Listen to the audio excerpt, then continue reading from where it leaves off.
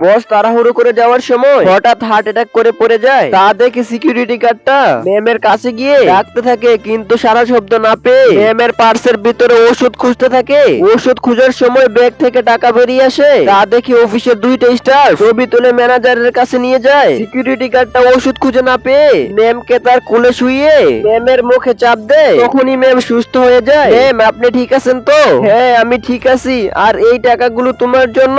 না ম্যাম, আমার টাকা লাগবে না। তাহলে আমি এখন কেবিনে যাই। ম্যাম দেখেন ওই সিকিউরিটি গার্ডটা ম্যামের পার্স থেকে টাকা চুরি করে নিয়ে যাচ্ছে। চলো তাড়াতাড়ি ওই চোরটাকে অফিস থেকে বের করে দিব। ম্যাম দেখুন, এই চোরটা এখন দাঁড়িয়ে আছে। এই শফিক, তুমি ম্যামের পার্স থেকে টাকা চুরি করেছো। এই দেখ তার প্রমাণ। আমি তো ম্যামকে বাঁচিয়েছি। তুই এখনই আমার অফিস থেকে বেরিয়ে যা। যা, তুই এখান থেকে বেরিয়ে যা। তাই সে অফিস থেকে বেরিয়ে গেল। বন্ধুরা, টাকার চাইতে বেশি মাকে ভালোবেসে থাকলে ভিডিওতে লাইক দিয়ে চ্যানেলটি সাবস্ক্রাইব করে দিও।